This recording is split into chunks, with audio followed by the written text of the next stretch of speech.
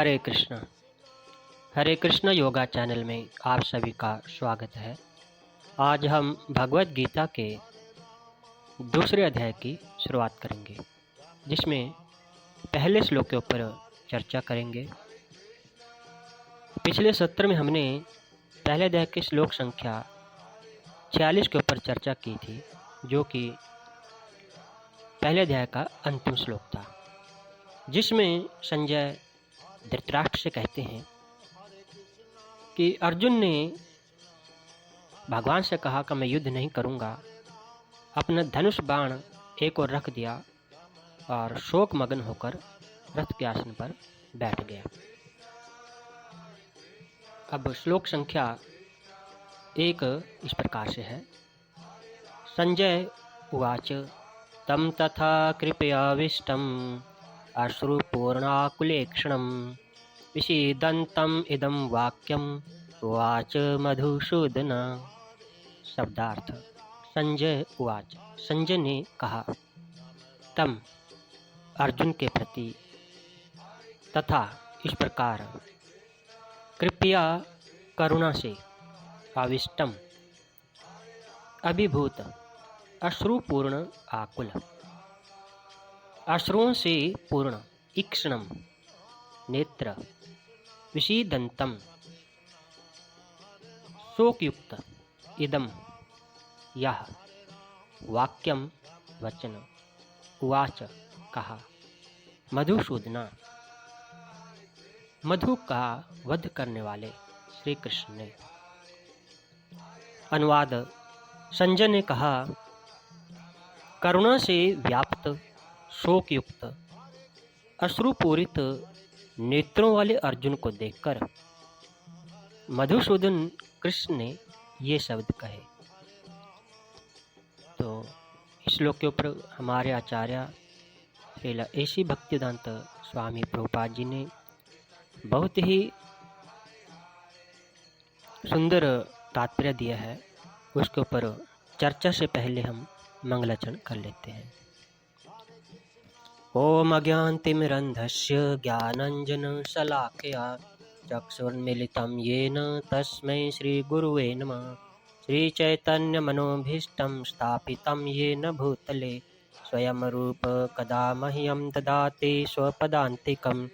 वन्देऽहं श्रीगुरु श्रीयुतपदकमलं श्रीगुरून् वैष्णवांश्च श्रीरूपं साग्रजातं सहगण रघुनाथान्वितं सजीवं साद्वैतं सावधूतं परिजनसहितं कृष्णचैतन्यदेवं श्रीराधा कृष्णपादान् सहगण ललिता श्रीविशाखान्वितांश्च। हे कृष्ण करुणा सिंधु दीनबंधु जगत्पते गोपेश गोपिकाकांत राधाकांत नमस्तुते।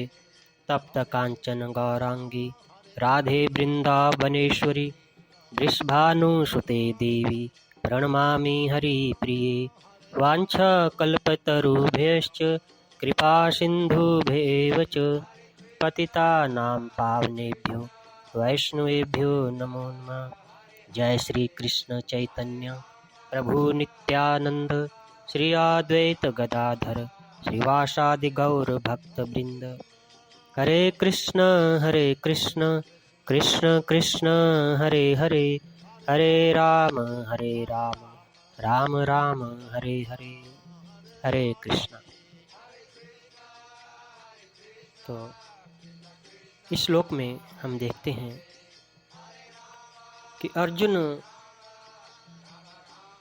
पूरी तरह से शोक युक्त, अश्रुपूरित नेत्रों से होकर पीछे अपने रथ में अपने आसन पर बैठ गए हैं। उनकी इस दशा को देखकर भगवान ने ये शब्द कहे। ऐसे संजय धृतराष्ट्र को बता रहे हैं। भौतिक पदार्थों के प्रति करुणा, शोक तथा अश्रु, ये सब असली आत्मा को न जानने के लक्षण हैं। शाश्वत आत्मा के प्रति करुणा ही आत्म साक्षात्कार है। इस श्लोक में मधुसूदन शब्द महत्वपूर्ण है। भगवान श्री कृष्ण ने मधु नामक असुर का वध किया था और अब अर्जुन चाह रहे हैं कि कृष्ण उस अज्ञान रूपी असुर का वध करें जिसने उसे कर्तव्य से विमुख कर दिया है। यह कोई नहीं जानता कि करुणा का प्रयोग कहाँ पे होना चाहिए। डूबते हुए मनुष्य के वस्त्रों के लिए करुणा करना मूर्खता होगी। अज्ञान सागर में गिरे हुए मनुष्य को केवल उसके बाहरी पहनावे अर्थात स्थूल शरीर की रक्षा करके नहीं बचाया जा सकता। जो इसे नहीं जानता और बाहरी पहनावे के लिए शोक करता है वह शूद्र कहलाता है, अर्थात वह वृथा ही शोक करता है। अर्जुन तो क्षत्रिय था, अतः उससे ऐसे आचरण की आशा नहीं थी, किंतु भगवान श्री कृष्ण अज्ञान रूपी पुरुष के शोक को विनष्ट कर सकते हैं और इसी उद्देश्य से उन्होंने भगवद गीता का उपदेश किया। यह अध्याय हमें भौतिक शरीर तथा आत्मा के वैश्लेषिक अध्ययन द्वारा आत्म साक्षात्कार का उपदेश देता है, जिसकी व्याख्या स्वयं परम भगवान श्री कृष्ण के द्वारा की गई है।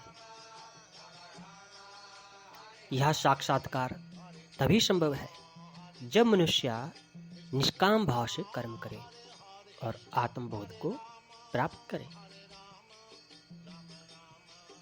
सत्य वक्ता भगवान श्री कृष्ण के यथार्थ स्वरूप को बताने वाले जितेंद्रिय संजय ने कहा कि पहले जैसे मैं कह चुका हूँ कि शोक से उद्विग्न मन वाले होकर अर्जुन रथ के पिछले भाग में अपने गांडीव धनुष को बाणों सहित रखकर बैठ जाते हैं।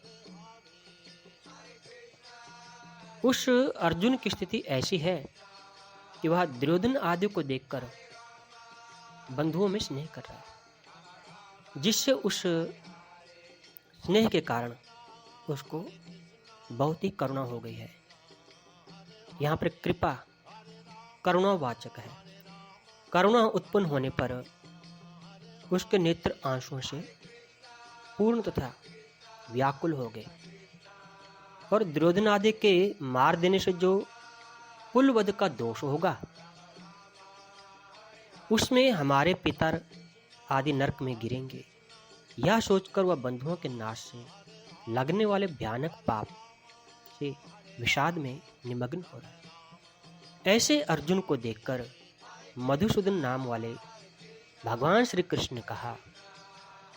यहाँ मधुसूदन नाम का प्रयोग करके संजय धृतराष्ट्र को यह संकेत दे रहे हैं कि मधुसूदन मिलकर मधुसूदन बनता है। सूद क्षण धातु से सूदन शब्द निष्पन्न होता है। अभिप्राय यह है कि सृष्टि की आदि में ब्रह्मा को मारने के लिए उद्यत मधु नाम के असुर को सूदन अर्थात मारने वाले श्री कृष्ण भगवान का नाम मधुसूदन पड़ा है, यानी दुष्ट मर्दन। भगवान अर्जुन के युद्ध से मुंह फेर लेने पर भी हमारे अन्यायी पुत्रों को अवश्य मार देंगे, क्योंकि वे न्यायाधीश हैं। इससे अच्छा होगा कि अपने पुत्रों को समझाकर युद्ध से अब भी रोक दो, जिससे यह संहार न हो सके। तम तथा कृपया विष्टम। अर्जुन रथ में सारथी रूप से बैठे भगवान को आज्ञा देते हैं कि हे अच्युत, मेरे रथ को दोनों सेनाओं के बीच में लाकर खड़ा कर दीजिए, जिससे मैं यह देखूं कि युद्ध में मुझे किसके साथ युद्ध करना है, अर्थात ऐसे कौन कौन से शूरवीर हैं जो साहस करके युद्ध करने के लिए आए हैं और अपनी मौत को मेरे सामने देखते हुए भी मुझसे युद्ध करने की उनकी इच्छा हो रही है। तो इस प्रकार अर्जुन का युद्ध के लिए पहले बहुत बड़ा उत्साह था, परंतु जैसे ही अर्जुन ने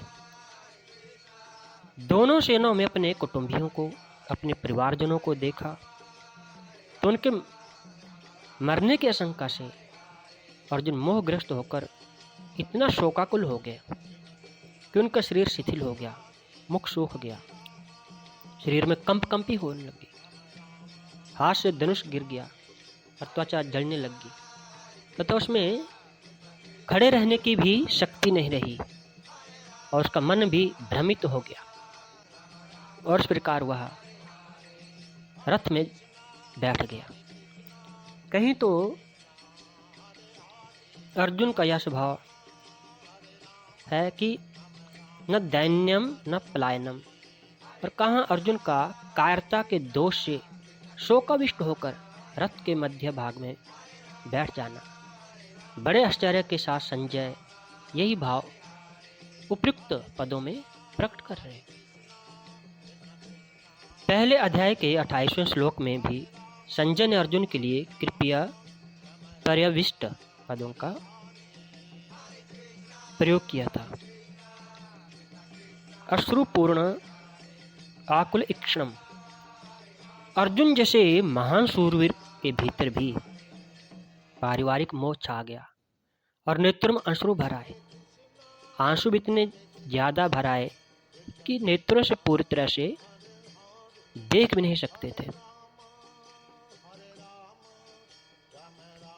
इस प्रकार कायरता के कारण विषाद करते हुए अर्जुन से भगवान श्री कृष्ण ने, भगवान मधुसूदन ने ये वचन कहे।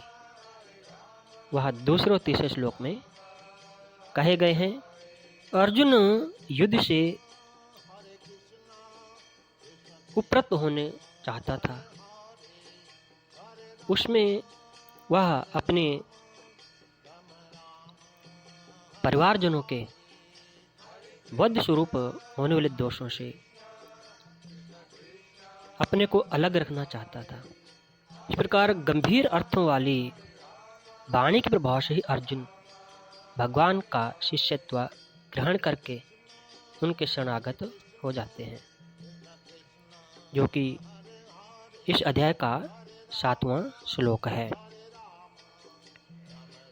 तो भगवान ने अर्जुन के प्रति कौन से वचन कहे, इसे आगे के 2 श्लोकों में कहा गया है।